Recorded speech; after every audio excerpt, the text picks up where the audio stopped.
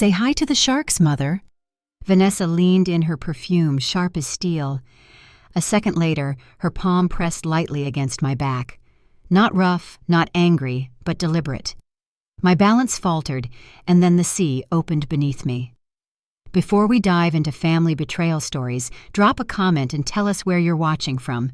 Hearing from people around the world makes these stories even more powerful and reminds us how connected we all are. That was the moment my life split in two, before and after.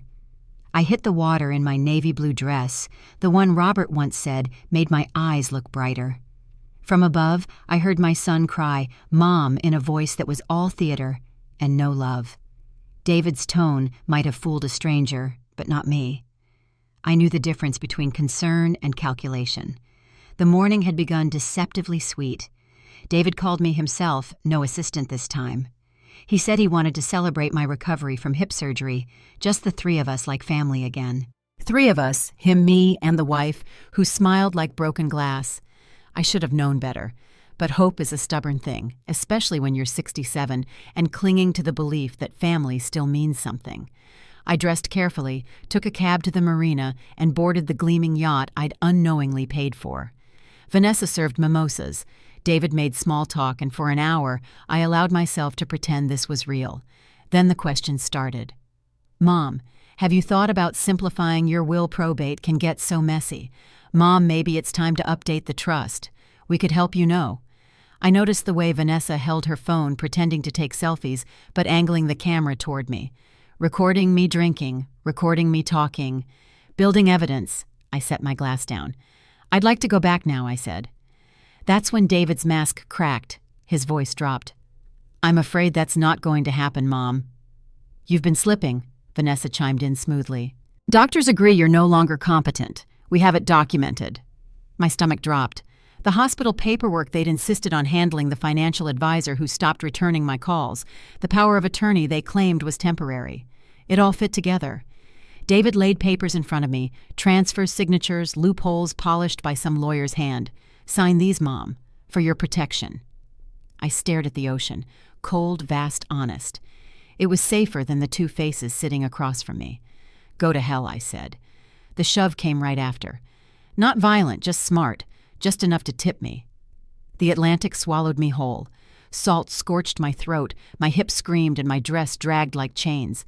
As I kicked for the surface, I heard Vanessa's voice low and calm into her phone. "Yes, file the petition first thing Monday. She's clearly incompetent." They sped away, leaving me to die.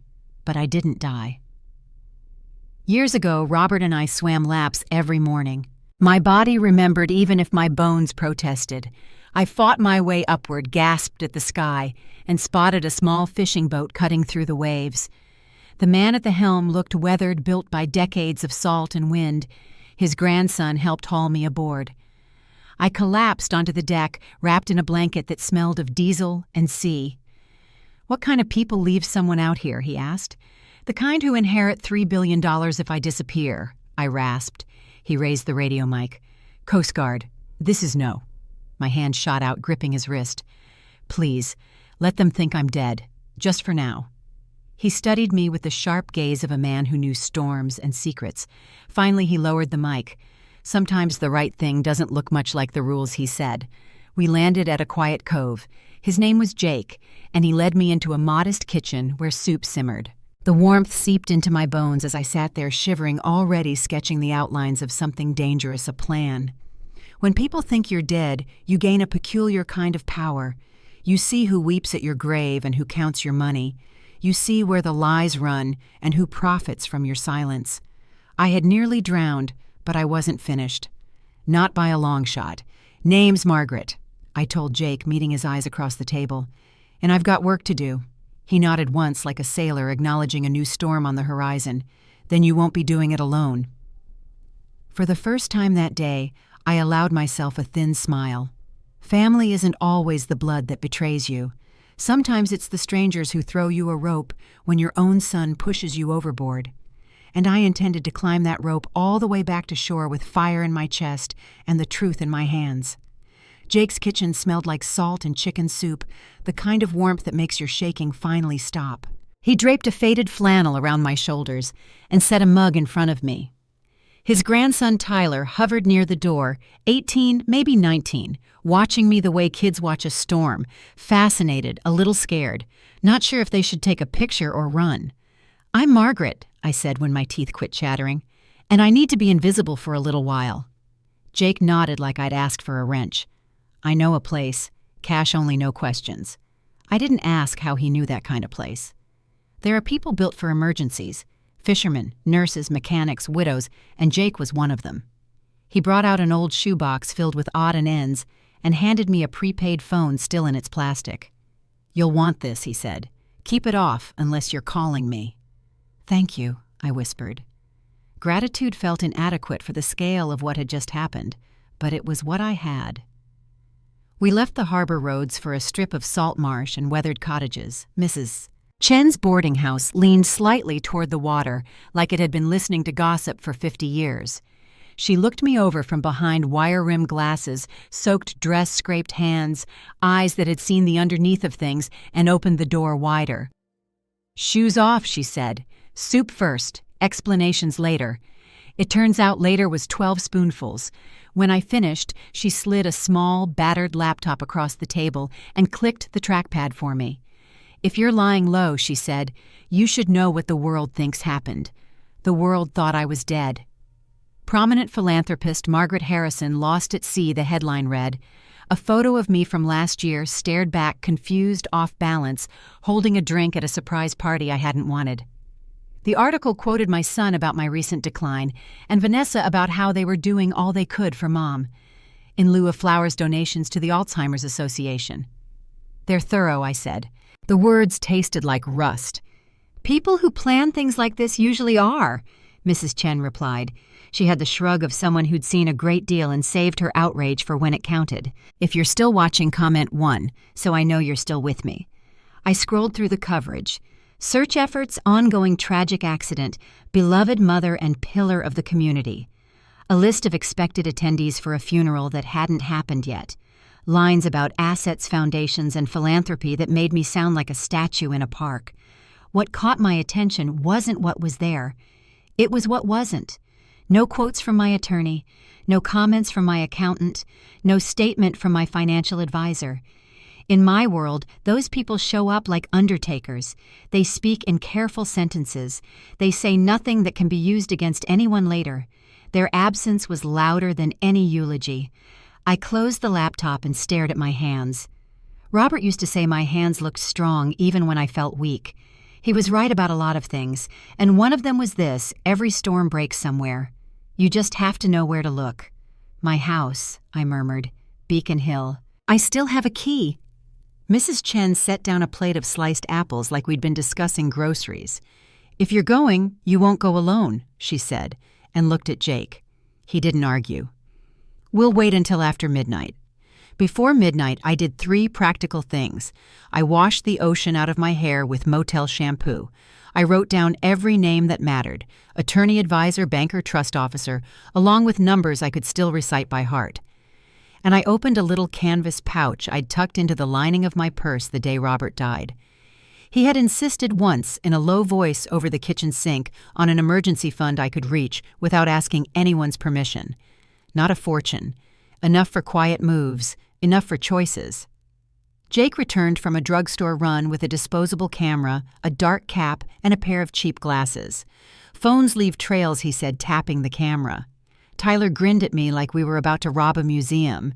He wasn't completely wrong. Boston after midnight is a different country. The streets in Beacon Hill hold their breath.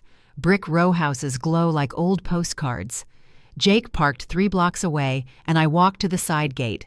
My hands remembered better than my feet did. The key turned as if no time had passed. The house breathed familiar and foreign at once. Furniture shapes under dust sheets, but a new leather couch peeking out like a stranger at a wake.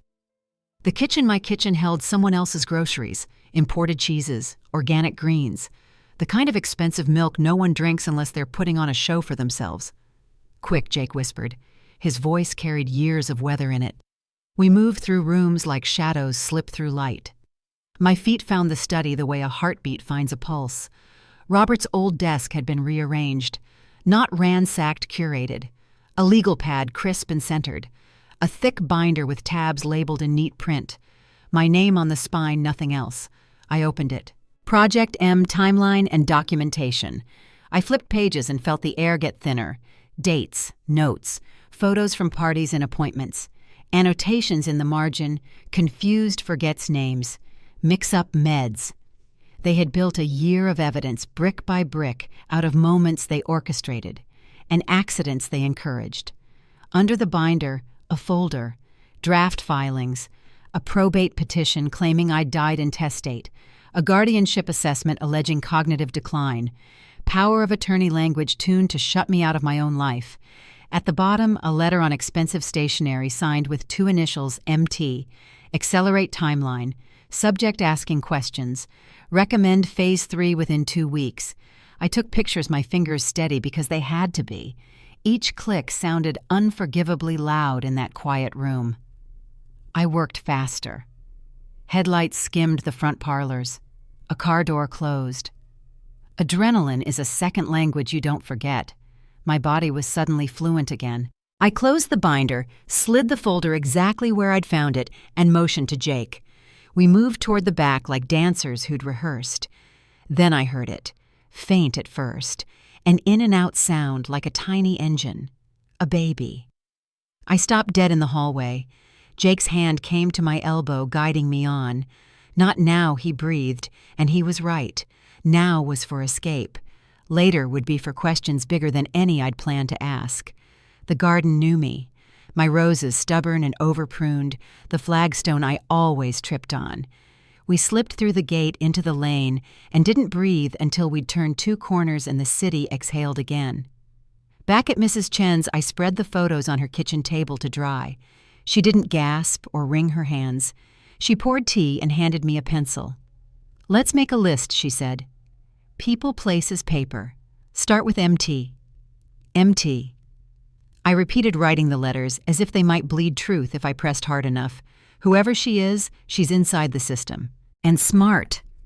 Jake rubbed a thumb along a nick in the tabletop. "You sure about what you heard?" "I'm old, not deaf," I said. "A baby. In my house." The words felt wrong in my mouth, like speaking them would make them belong to David and Vanessa. But she didn't look pregnant on the yacht. Not 4 days ago. Not 3 weeks ago. Not at all. "Borrowed," Mrs. Chen said softly. There was no judgment in it, only the kind of knowledge women collect, whether they want to or not. "Bought," I said, and surprised myself with how certain I felt. Money can do many ugly things if you give it a reason. I looked at the photos again, at the careful handwriting in the margins of my life, at the neat tabs of the binder, and the way evil hides behind office supplies. I thought of the obituary asking for Alzheimer's donations and the sympathy people would send to the same address as the bills. "We don't play this alone," I said, meeting both of their eyes. "I'll need a lawyer I can trust and someone who knows where to look without tipping their hand." Mrs. Chen's mouth quirked. "I might have a name," she said. "Discreet. Owes me a favor." "Good," I replied. "Tomorrow." But when the house went quiet and the kettle retired for the night, I stayed at the table and made one more list. It wasn't names or dates or assets. It was rules. No heroics without a witness. No confrontations without an exit. No more mercy for people who use the word mercy like a crowbar. I tucked the prepaid phone under my pillow. Sleep came in a shallow tide, and somewhere between waking and sinking, I remembered the sound in the hallway. That small, steady engine. A baby living in a house full of lies. If you want to understand a crime, follow the paperwork. If you want to stop it, follow the people. In the morning, I'd do both. And MT, whoever she was, would learn something about the dead. Sometimes we come back with better aim. The morning broke gray, a sky the color of old pewter. Mrs. Chen slid a plate of toast toward me, as if I were simply another guest passing through. But her eyes were sharp. You can't just sit here reading obituaries with your name on them. What's next? Next, I said, I see what kind of show they put on when they think I'm 6 feet under. Jake looked up from his coffee. The funeral, I nodded. If they're writing the script of my death, I want front row seats. By noon, I was tucked into the back of Jake's pickup, a baseball cap shadowing my face. He parked us across from the cemetery, close enough to see but far enough to be overlooked. Through binoculars Jake had borrowed from his fishing gear, I watched my son and his wife bury me. David wore a suit I recognized Robert's old funeral black, altered to fit his broader frame. Vanessa stood like a marble statue beside him, perfect in black lace, her face wet with what might have been crocodile tears. An empty casket-polished oak lowered into the ground. A program with my picture on the cover, words about a gentle decline into confusion, about a family who cared for her to the end. Every sentence felt like a theft. I scanned the crowd. My neighbor Eleanor sobbed into a handkerchief. My book club friends clutched one another's arms. Even Dr. Peterson, the surgeon who'd replaced my hip, looked genuinely grief-stricken. But what caught my attention wasn't who came. It was who didn't. No lawyer, no accountant, no financial advisor, not one of the people who should have been there for a client worth billions. The absence rang louder than the hymns. Beside me, Jake muttered, "They're working the crowd like politicians." He was right. David shook hands. Vanessa accepted hugs. They whispered words of gratitude, ushered people along before anyone could ask questions that required details. I watched them, like you watch a bad play waiting for the mask to slip for the line delivered wrong. Nothing slipped. Not yet. That night Jake drove us back by back roads. So he asked. "They buried me well," I said, almost convincing. "But grief isn't their strong suit. Paperwork is. And someone's been coaching them." I pulled out the disposable camera, flipping through the shots from my midnight break-in. Documents, timelines, forged signatures, and at the center of it all, initials MT. "They have help," I murmured. "And it's not just family greed. It's something bigger." I couldn't shake the sound I'd heard in that house, the thin, fragile cry of a baby. It echoed in my ribs, even as I tried to focus on evidence. Vanessa hadn't been pregnant, I was certain, which left two options both uglier than the other adoption under false pretenses, or worse, something bought in shadows where paperwork bends and lives break. "Tomorrow," I told Jake and Mrs. Chen as we sat around her kitchen table, we stopped guessing. We find out who MT is and what that baby is doing in my house. Jake leaned back in his chair. "You're talking about surveillance. I'm talking about truth," I corrected. "Because if they can fake my death, forge my decline, and buy themselves an heir, then the next accident won't be mine. It'll be his." Mrs. Chen pushed her glasses up her nose. "I know a man," she said softly. "Quiet, knows how to follow shadows. Owes me a favor." I met her eyes. Then tomorrow we start haunting them properly. That night I lay awake in the narrow guest bed, the hum of the ocean filling the silence. The obituary called me beloved. The casket called me gone, but my pulse in my wrists, my breath in my chest, the anger in my bones, those said otherwise. I wasn't dead. I was watching, and the dead see more than the living ever want them to. Mrs. Chen's favor worked out of a narrow office above a sandwich shop that smelled like onions and hot bread. The glass on the door read, "D. Crawford Investigations," in hand-painted gold that had started to flake. Inside, a man in his 50s with prematurely gray hair and alert eyes set a paper cup of coffee in front of me before I could ask. "Call me Danny," he said. "Mrs. Chen says you're not dead. Congratulations." "Working on staying that way," I answered. He listened while I told the story from the marina to the empty casket. He didn't interrupt, didn't dub in advice, just took notes in a tight, unshowy hand and asked for names when he needed them. Attorney, accountant, financial advisor, primary bank trust officers. When I finished, he slid a form across the desk. "House rules," he said. 2 check-ins a day, noon and midnight by voice, not text. Miss One and I take what I have to the police. Second, you don't go anywhere alone if we can help it. Third, no recordings in Massachusetts unless all parties consent. It's an all-party state. Audio evidence gathered wrong hurts you more than it helps. Understood. The last part stung. I'd fantasized about catching David and Vanessa on tape. What about video? In public, fine. In private places, we stay legal or we don't use it. We'll build this with paper and witnesses. If we get law enforcement involved later, we do it clean. Later, I asked, when we have something they can't wave away. He tapped his notes. Your son's motive is no secret. We need the machinery behind him." I took from my bag an envelope of cash, the emergency money Robert had insisted I keep. Danny opened it, counted once, nodded. "This gets us 2 weeks of surveillance and some database work. If I need more, I'll ask." He slid a prepaid phone across the desk, identical to the one Jake had given me. "This one is for me only. Keep it off otherwise." "You and Jake are going to get along," I said. "Fishermen usually know what they're doing," he said, almost smiling. "Now photos." I handed over the disposable camera prints from my midnight visit, the binder, the timelines, the letter signed MT. He put on a jeweler's loupe and studied the MT signature like it was a small crime scene. "Whoever MT is," he said, "she's careful. Professional. See the way these capitals balance. That's practiced. Could be a paralegal with delusions of grandeur. Could be a partner. Can you find her? I can try. Start with who benefits if your long-standing documents vanish." He looked up.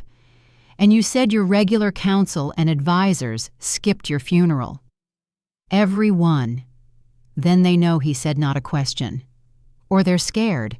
Either way, it points to coordination." He stood, grabbed his jacket, and handed me a card. "Go home, Mrs. Chen's," he added before I could correct him. "Stay put until I call. If your son realizes you're alive too early, he'll start destroying things." "Let him try," I said. "I have a better shredder." By mid-afternoon, Danny had results. He spread photographs across Mrs. Chen's kitchen table like a dealer laying down a sure hand. "Your son's schedule the past 3 days," he said. "Law offices on Milk Street, bank meetings on State. And this place," he tapped a glossy shot of a modern glass building. "Whitmore Reproductive Services. Private. Exclusive. Cash-friendly." "Surrogacy," I said. My mouth went dry. "Or worse," Danny said quietly. "I've got a contact inside. Off the record, Whitmore takes clients who want privacy not for safety, but for optics. Pre-prepared birth certificates are not unheard of." Mrs. Chen slid a cup of tea toward me. I didn't touch it. "An MT?" I asked. Danny placed another photo down, a woman in a tailored suit with auburn hair shaking hands with David outside the Milk Street office. The smile didn't reach her eyes. "Miranda Torres," he said. "Partner at Morrison Torres and Associates. Estate planning, elder transitions, family governance. Her marketing is tasteful. Her client roster reads like old money that doesn't like waiting." The initials rang in my head like a bell. "MT Torres," I said. "My accountant is Michael Torres." "Related?" "Divorced," Danny said. "They kept the name for the letterhead. She's been building her own shop the past few years quietly. And she's careful in public. No emails that say what she means. No texts with verbs." He flipped another photo of Vanessa and David walking out of Whitmore with a folder and the stiff, buoyant posture of people who think they've gotten away with something. In the corner, a timestamp. 2 weeks before the yacht. I stared until the photo blurred. "That child," I said, swallowing hard. "In my house." "Not biologically hers," Danny said. "Based on Whitmore's calendar, delivery was 3 weeks ago. Based on your eyes, Vanessa wasn't postpartum on that yacht. And based on the absence of any social announcement, they're hiding him until paperwork catches up to a narrative. Or until I'm under permanent marble," I said. Danny nodded. "And until probate lines up with their forged documents. Which brings me to this." He slid over a copy of a draft petition, watermarked the kind paralegals print for review. "Filed first thing Monday if no one disputes." "I can dispute," I said. "You can do better," he replied. "You can control the timing." "How?" He leaned in. "Right now they believe 2 things: that you're dead and that they've staged the story well enough to survive scrutiny. We're going to take one of those away. Not the way they expect." Mrs. Chen arched an eyebrow. "Meaning, we make them look over their shoulder," Danny said. "We spook them into mistakes. Not confront, not accuse, haunt." The words sat between us colder than the tea. "I deliver a message to Miranda's office at a very specific time," he continued. "Something only a living woman could write. Nothing actionable, nothing a lawyer can use to call the police on you, just enough to unsettle." "What would it say?" I asked. He glanced at me. "What do you want it to say I didn't have to think?" "Tell them the reports of my death have been greatly exaggerated," I said. "And tell them I've seen the baby." Danny's pen paused. "That second line will move them fast." Good. I met his gaze. Let's see how they run. Then we need safety protocols, he said. We choose a site with 2 exits and a witness who isn't on their payroll. We schedule the drop when I can watch them scramble. And Margaret? He waited until I looked at him. No heroics. You don't go near them. You don't go near that house, not yet. I'll listen, I said. It felt like handing over a weapon I'd just learned to use, but I'd asked for help. Help means rules. Danny packed his photos and stood. Tomorrow, 11:45 a.m. The messenger walks into Miranda's lobby. I'll be across the street with a camera. You'll be here with Mrs. Chen, phone on, door locked. And Jake, I asked. Harborside, Danny said. Because if they run to the marina, I want eyes there too. He hesitated at the doorway. One more thing. If I'm right, there's a nurse in your house. Hired through a shell company Miranda uses. Likely decent. Likely clueless. If we can turn her, we protect the baby and cut off one of Miranda's excuses. Carol, I said. The name surprised me as it left my mouth, as if my ears had filed it, while my brain was busy not dying. She's kind. Then kindness is leverage, Danny said gently. We tell her the truth. We give her a way out, and we make sure she isn't alone when the ground starts moving. After he left, the kitchen felt suddenly quiet, the kind of silence that makes you hear your own blood. Mrs. Chen returned to her knitting needles, ticking like a distant clock. You're shaking, she said without looking up. I'm freezing, I lied. She set the yarn down and covered my hand with hers. Dead women don't get cold, she said. You're very much alive. I exhaled long and slow. Tomorrow we would knock on the shell of their story and listen for the hollow. Tomorrow we would watch how fast guilty people can move when the ground under their lie shifts an inch. I went to the small guest room and wrote the note in my neatest script, the way I used to sign checks for donations when my name meant benevolence instead of bait. Dear David and Vanessa, reports of my death have been greatly exaggerated. We need to talk. M. I added a postscript, a line that would prick like a pin and tell them exactly what I'd seen. P.S. Give my regards to the baby. He has his mother's eyes. At exactly 11:47 a.m., Danny's messenger walked into Miranda Torres' office with a cream-colored envelope. No return address, just my handwriting on the front, for David and Vanessa Harrison. I wasn't there, of course. I was seated at Mrs. Chen's scarred kitchen table, a pot of tea steaming between us. Jake sat by the window, binoculars trained on the street below like a sentry. The prepaid phone Danny had given me buzzed once our silent code that the delivery had been made. I could almost see it in my mind, Vanessa's manicured hand tearing the flap, David, reading the first line. Reports of my death have been greatly exaggerated. I pictured Miranda's calculating eyes narrowing as she read the postscript about the baby. That tiny detail would throw them off balance, make them wonder just how much I knew. Danny called 30 minutes later, his voice sharp with satisfaction. Bingo. They bolted, meeting adjourned, papers abandoned. All 3 came out of that building looking like they'd seen a ghost. Not a ghost, I corrected. A mother.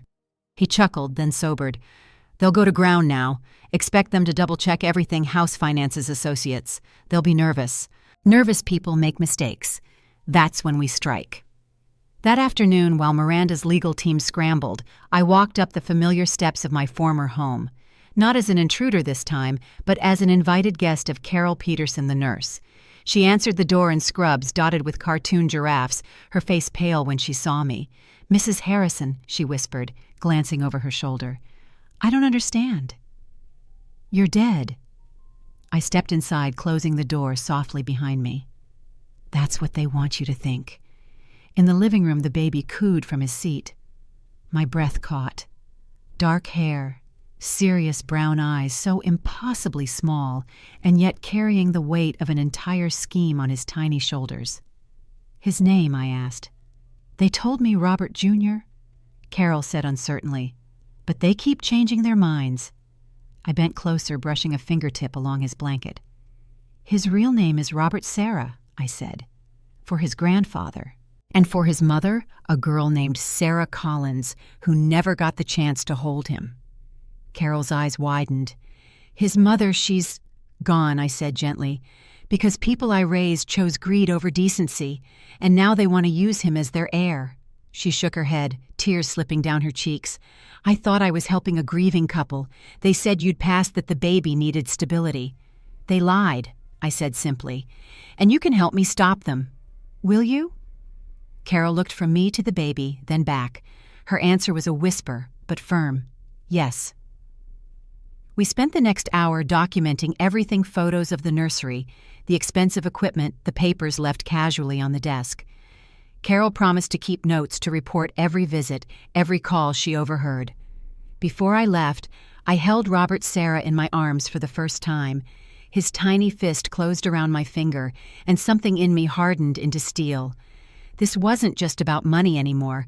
It was about legacy, about truth. Back at Mrs. Chen's, Danny spread new surveillance photos across the table. David and Vanessa sprinting out of Miranda's office.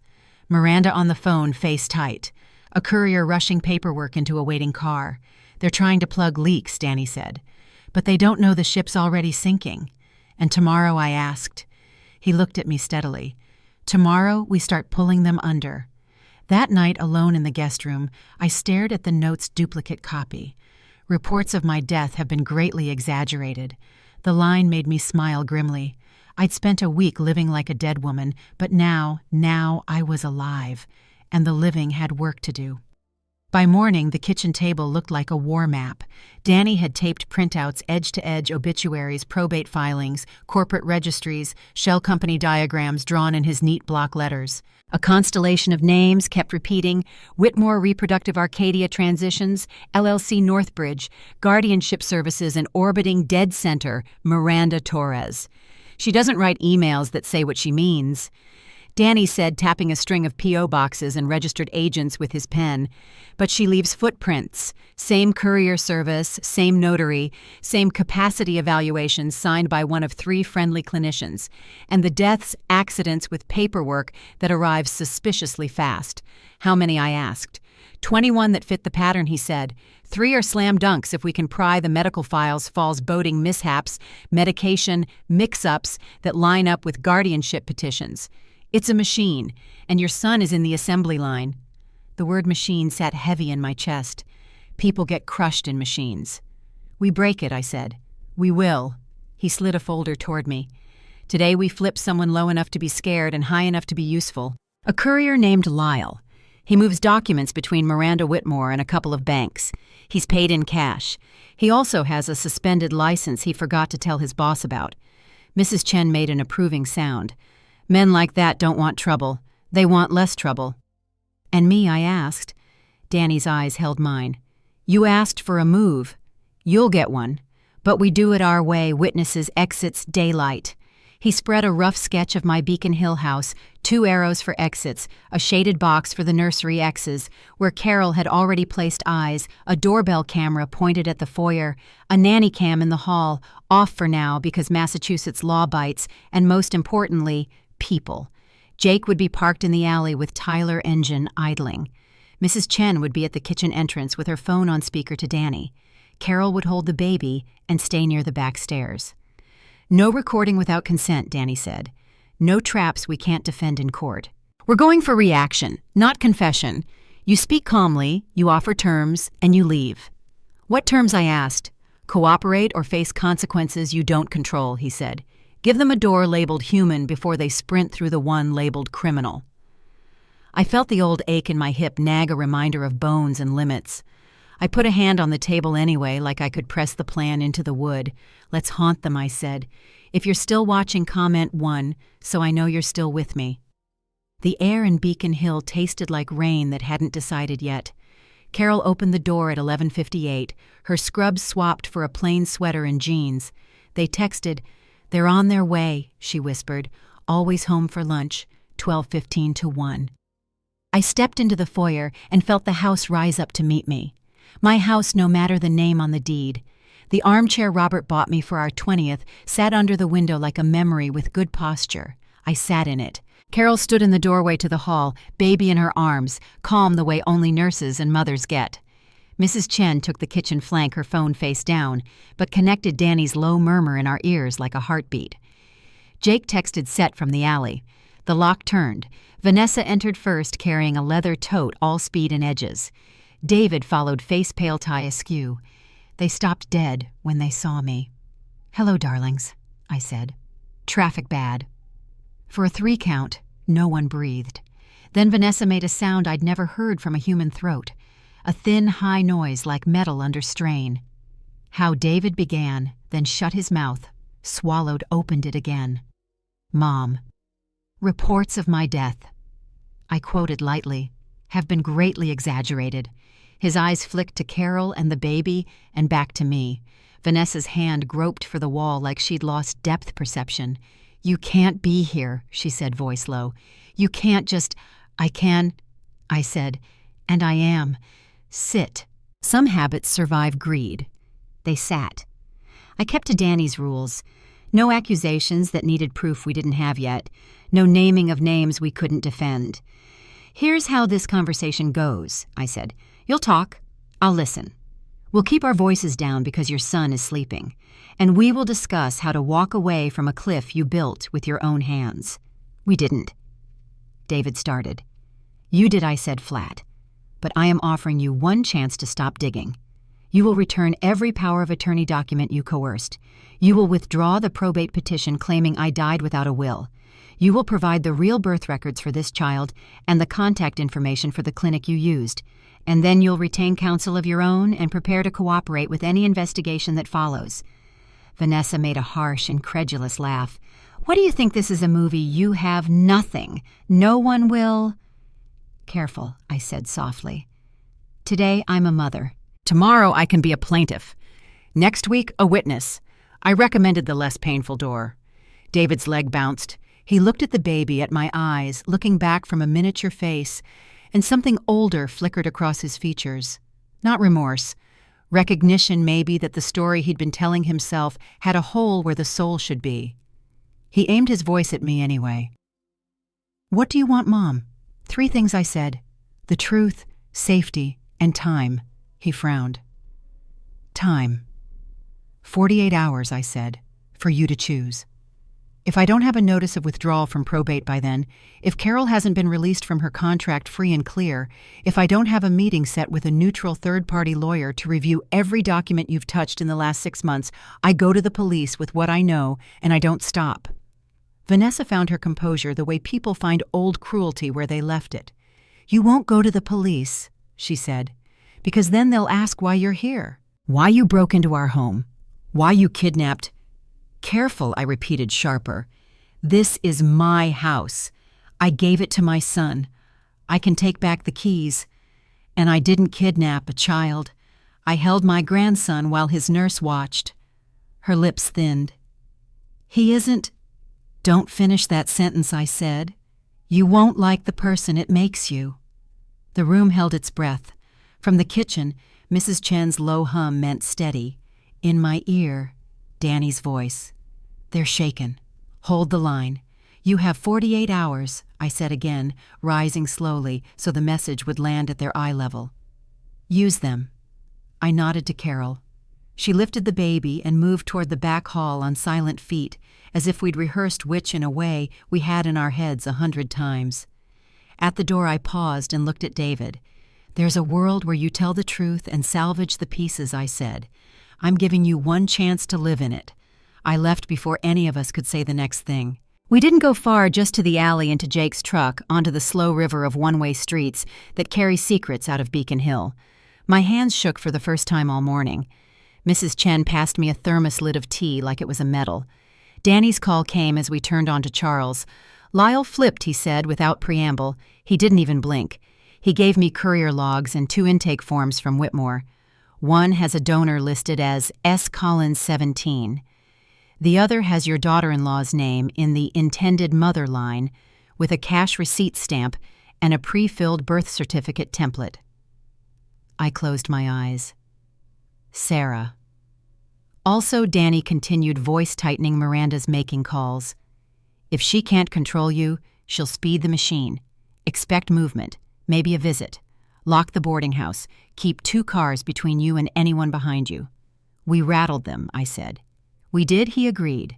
"And when machines rattle, parts fall off, or they shred whatever's closest." I watched the mirror the way you watch a door that might open the wrong way. In the reflection, the city wore its respectable face. Somewhere inside it, a woman in a tailored suit was counting hours. I counted too. 48, 47. I wasn't sure which of us would run out first. Miranda's patience, David's nerve, or my mercy. But the noose was tightening, and for once it wasn't around my neck. The boarding house felt smaller that night, as though the walls had leaned in to listen. Mrs. Chen brewed another pot of tea. Jake paced like the sea was still under his feet, and Carol sat near the window with baby Robert Sarah asleep on her chest. The only sound was the baby's steady breathing, a reminder of the stakes, the reason none of us could afford to falter. Danny arrived after dark, his coat dusted with rain, his briefcase heavier than it looked. He spread papers and photographs across the table. "Miranda knows something's wrong," he said. "She's been making calls, quiet, coded, but insistent. She suspects you're alive, Margaret. And if she confirms it, she'll burn the whole field. Destroy records. Silence anyone who can talk. We have a narrow window." I studied the photos. Vanessa in sunglasses. David pale and jittery, both leaving a bank. Behind them was Miranda's aide with a slim briefcase. The kind of briefcase that doesn't carry lunch. "They're moving money," I said. Danny nodded. "They want offshore accounts established before probate is finalized. That way, even if something goes wrong here, the fortune is waiting elsewhere." Mrs. Chen snorted. "Like rats storing grain in another barn." Jake leaned on the table, eyes dark. "So we stop them before the barn door shuts. If you're still watching, comment 1, so I know you're still with me." The next morning we staged our move. Not a strike, but a shadow close enough for them to feel the chill.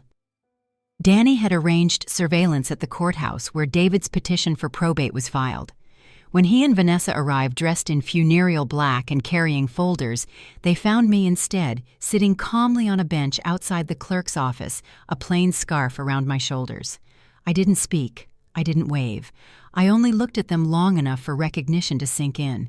Their faces drained like water down a sink. Then I rose, turned, and walked away. Jake picked me up at the corner. "Effective," he said, merging into traffic. "They'll tell Miranda," I said, "and she'll know the ghost in her machine is flesh and blood." That evening, Carol called from the house. Her voice was low, urgent. They argued for an hour after they got back. Vanessa wanted to run. David kept saying it was a bluff. Then the phone rang. I think it was Miranda. When they hung up, Vanessa said, "If she's alive, she won't be for long." My stomach clenched. The storm was coming closer. Danny wasn't surprised. "Good. Let them move. Every step they take now is desperation. That's when mistakes get made and caught. But caught by who I asked. Us or the law." Danny's gaze was steady. By both. If we time this right. Later that night, after everyone else had gone to bed, I sat by the window with the baby in my arms. The moonlight made his tiny features soft, innocent, untouched by the rot that had brought him here. I whispered to him, though he couldn't understand. "They wanted me gone, little one. But I'm here, and as long as I breathe, you will never be a pawn in their game." He stirred his small hand, curling around mine. That fragile grip lit something fierce inside me. They had tried to throw me to the sharks, but they had only sharpened my teeth. Tomorrow the fight would come to my door, and I would be ready. They came before breakfast, 2 men in city windbreakers with clipboards and expressions that had practiced not caring. Mrs. Chen clocked the fake logos before they finished the first knock. "Utilities," the tall one said through the screen. "Gas leak check." Mrs. Chen didn't unlatch a thing. "Funny," she said, "because this house doesn't have gas." She turned her phone so the speaker faced the door. "And you're currently on a live call. Try again." The men pivoted to polite. "We can leave a card." Jake stepped out from the side yard like he'd grown out of the hydrangea's hand's empty stance knot. "Leave the plate number instead," he said, nodding at their idling sedan. The short one glanced back on reflex. Tyler, unseen at the corner, snapped the photo. They left without a card. "Testing the fence," Danny said when I relayed it. His voice on speaker was the calm kind that steadies a boat. "They'll send soft pressure first looky-loos process servers, wellness checks. Document everything. No doors. We didn't have to wait long for round 2. A courier arrived an hour later with an envelope stamped Emergency Guardianship ex parte. and a seal that looked like it had been designed in Microsoft Word. He tried to wedge a foot in the jam. Mrs. Chen shut it on his shoe with the grace of a woman who had closed many doors on nonsense. Danny was there in 20 minutes, rain on his coat and irritation in his eyes. He slid the papers out under the kitchen light. Wrong docket format, wrong judge's signature block, wrong seal. This is a felony gift. He photographed every page, slipped the originals into a plastic sleeve labeled and dated like evidence should be. "We'll hand these to the right hands when we move." As if on cue, Carol called from my old house. A white van had been idling across the street for 30 minutes, no markings driver pretending to scroll while he watched the windows. Then he eased up the alley and tested the back gate. She had locked it twice. Jake had added a third lock the night before. "Take the baby downstairs," I told her. "Text Jake if the van returns. Do not open to anyone but us, ever." "He smiled at me this morning," she whispered, "like he knew he was safe." "He is," I said. "He will be." By noon the pattern was clear, pokes, prods, little legal fictions designed to spook me into a mistake. They wanted me to shout, to hit, to give them something messy they could point at and say, "See unstable." It was a good plan if I hadn't already drowned and learned how to breathe under pressure. "Enough shadows," I said, standing. We stopped being the ghost. Danny's eyebrows tipped up a fraction. "What do you have in mind, Daylight?" I said. "We go where paper matters." The bank manager recognized me the way people recognize landmarks they've only seen in photos. Shock, then protocols. Danny did the talking crisp and courteous. I answered when I had to clear and slow. We weren't there to charm. We were there to plant flags. "I am alive," I said, eyes on the manager. "I am competent. Any transactions initiated after date, without my direct in-person authorization, should be frozen and reviewed for fraud. Here is my identification, my physician's letter, clearing me post-surgery, and affidavits from 2 disinterested witnesses." He tried to call my son. I shook my head. "That's not the order of operations today. Lawyers got looped. So did compliance. A fraud alert blinked across a screen like a red lighthouse. Lines of code that would trip if certain accounts moved, if certain names appeared. Flags, holds, locks. From there, the courthouse. No costumes, no drama, just me and a pen. I filed a notice of appearance and objection in probate contesting any attempt at informal proceedings and demanding formal proof. I added a motion to stay backed by an affidavit that would make perjury expensive for anyone reckless enough to contradict it. And then, because dark machines fear bright rooms, we walked 2 blocks to the Attorney General's Elder Justice Unit. We didn't dump the forged guardianship order on the front desk like a television show. We asked for an intake attorney, presented our documents, and spoke in complete sentences. Danny did not say the word racketeering. He said pattern. He said coercion. He said spoliation, and slid across a copy of a preservation letter we'd already couriered to Miranda's firm, Whitmore Reproductive, and 2 banks' notice to hold every scrap of paper and byte of data under threat of sanctions. The intake attorney's eyes sharpened at the forged seal. "Who served this?" she asked. Danny smiled without humor. "We'll give you a name by close of business." Miranda called at 4:13 p.m. Exactly the kind of time a person uses when they like their world scheduled and pliant. Danny had given me a clean line. I picked up on speaker with Mrs. Chen and Jake within earshot. Mrs. Harrison Miranda said smooth as a museum floor. "Or do you prefer Margaret? I'm delighted to hear reports of your survival were accurate." "Alive and well," I said. "Busy day." "So I gather," she said. "It's one thing to frighten grieving children, quite another to make unfounded accusations to state offices. These things have a way of escalating." "You forged a guardianship order," I said. "No heat, just the fact lying between us like a knife on a table." She didn't bother to feign surprise. "If someone committed a crime, I'm sure the authorities will address it." "They will," I said, "after they address Whitmore's pre-filled birth certificates and your courier's logs.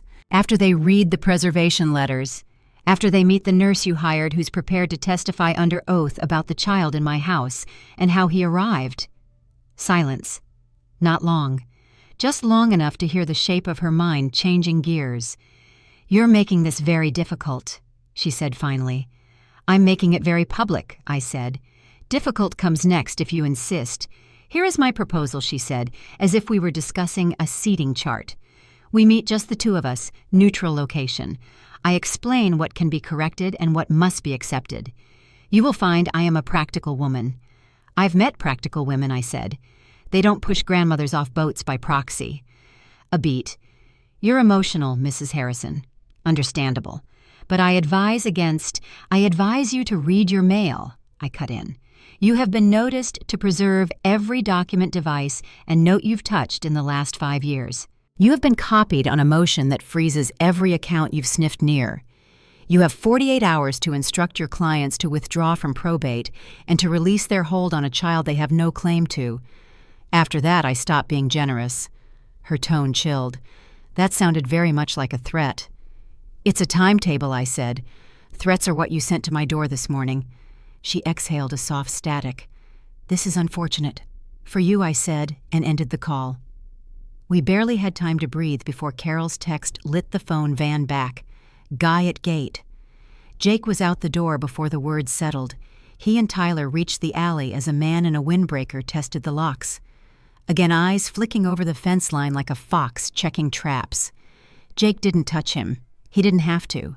He stood where the man needed to walk and waited with the patience of weather. "Private property," Jake said. "Police are on the way. Smile for the doorbell." The man weighed the angles, then retreated with a shrug meant to be casual. Tyler got the plate. Danny got the plate. By the time the cruiser rolled slow past the house, the van was 3 streets away, and we had a name that matched a Northbridge guardianship subcontractor. Near confrontation. Near arrest. Near. But near was enough. We hadn't swung. We'd shown the blade and the crowd. That's its own kind of strike. That night, the boarding house didn't feel smaller. It felt braced.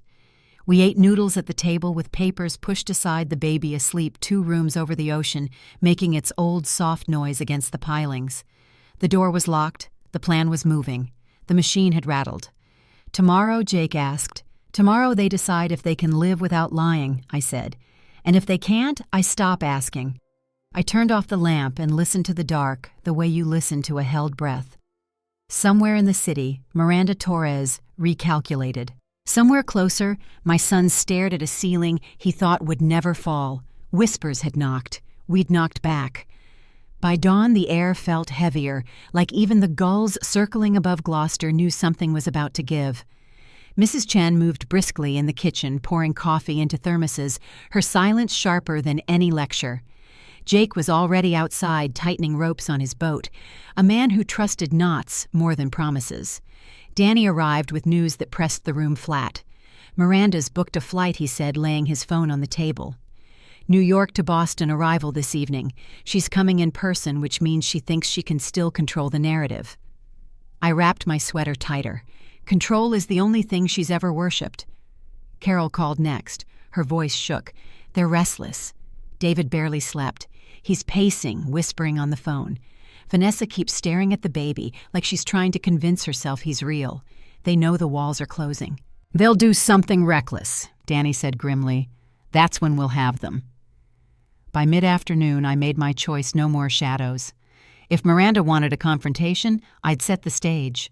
We gathered in Mrs. Chen's sitting room, Jake, Danny, Carol, the baby, asleep in her arms, and me. "I won't wait for them to strike again," I said. "We hold the cards now, evidence, witnesses, recordings. But the final move has to be public, undeniable. Not whispers, not court filings they can spin. A stage where they hang themselves with their own words." Danny nodded. "A recorded meet, full surveillance, FBI on standby. You'll be bait. Margaret and I won't pretend it's safe." I met his steady eyes. Safe ended the day my son smiled while his wife pushed me off a yacht. This isn't about safety anymore. It's about truth. Evening fell slow and red over the harbor. Carol rocked the baby, humming under her breath. Jake loaded his truck with quiet precision, every motion, the same as hauling nets, except this catch was human. Mrs. Chen pressed a packet of steamed buns into my hands as though food could anchor the soul. "Remember," she said, her voice low, "ghosts frighten. But the living win." I kissed her cheek. "Tonight, I'll be both." At 7:00 p.m., sharp headlights turned onto the lane leading to my old house. A sleek black car rolled up, the kind that belonged to boardrooms, not back streets. I saw her through the windshield, Miranda Torres immaculate as ever, hair-neat briefcase resting on her lap like a weapon she didn't need to hide. From across the street, Jake's truck idled dark. Danny's eyes flicked from the rearview mirror to me. Last chance to back out. I shook my head. If I don't finish this, that baby will never be safe, and neither will I. The car door opened. Miranda stepped out, heels clicking against the pavement, already smiling like the outcome was hers. But for the first time since this nightmare began, I felt no fear. Only fire. Because tonight wasn't hers. It was mine. Miranda entered my old living room like it still belonged to her clients.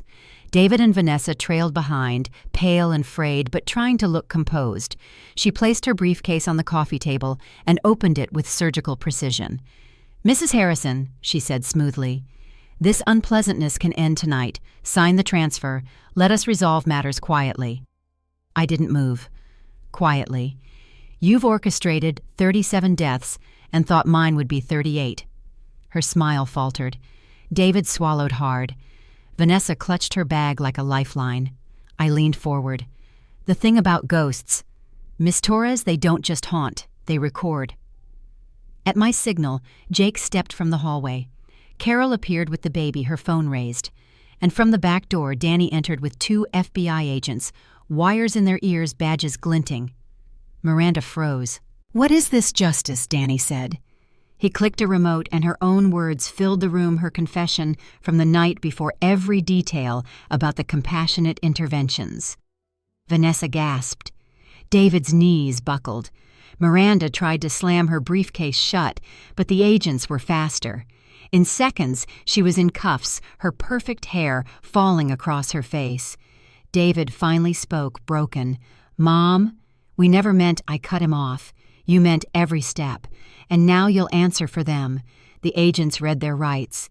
The baby whimpered, and for the first time in weeks, I felt my chest expand without weight. The trap had closed, and I was alive to see it. The house was never mine again after that night, but I didn't need it to be. What mattered was that the lies had been torn open in front of every camera, every badge, every trembling witness. The morning after the arrests, I walked out carrying baby Robert Sarah in my arms, and for the first time in months, the air didn't taste like salt and betrayal. It tasted like freedom. The trial moved faster than I expected. With Miranda Torres in custody and the FBI holding hours of recordings, the case unraveled like cheap thread. 37 families came forward, each with a story that sounded too familiar.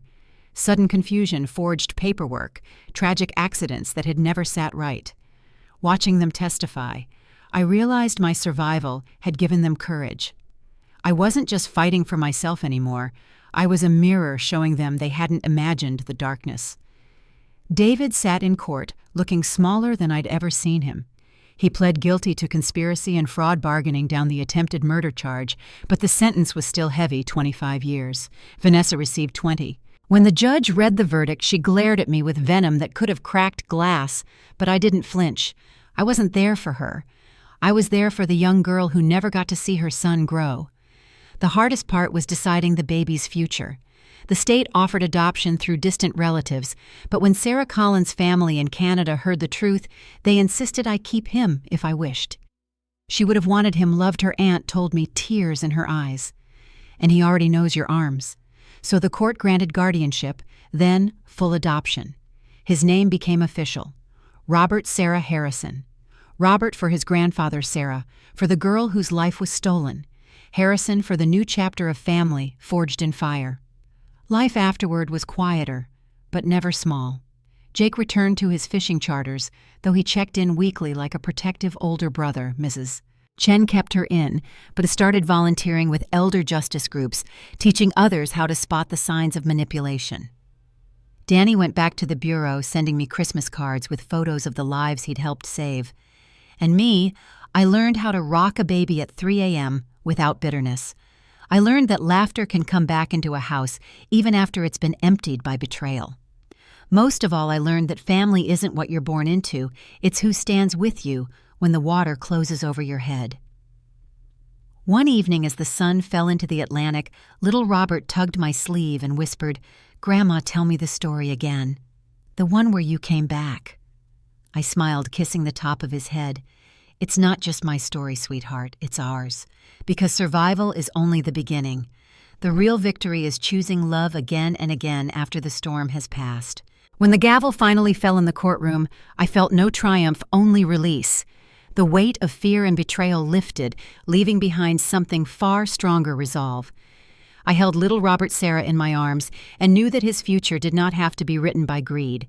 It could be shaped by love, truth, and forgiveness. I often think about how close I came to letting bitterness define me. Yes, this was one of those family betrayal stories that cut deeper than words can describe. My own son chose money over blood, deception over loyalty. Yet I learned that even in betrayal we are given a choice. We can let hatred take root, or we can choose to plant something better. Forgiveness, I've discovered, does not mean forgetting. It means refusing to let someone else's darkness extinguish your light. I did not forgive to free David and Vanessa from their guilt. I forgave to free myself and to build a future for the child entrusted to me. And in that choice, I found peace. Today, my home is filled with laughter, with bedtime stories, with the smell of cookies in the oven. Life after betrayal is possible. Healing after loss is real. And hope, even when it looks like it has drowned, always has the power to rise again. To those listening, maybe you've lived through your own family betrayal stories. Maybe you've been pushed aside, silenced, or forgotten. I want you to know you are not alone, and your story matters. Share it. Let your voice be heard. Because when we speak our truth, we not only heal ourselves, we light the path for others. Thank you for walking with me through this journey. If this touched your heart, please like, comment, and share. Someone out there may need the reminder that love and forgiveness are still stronger than greed.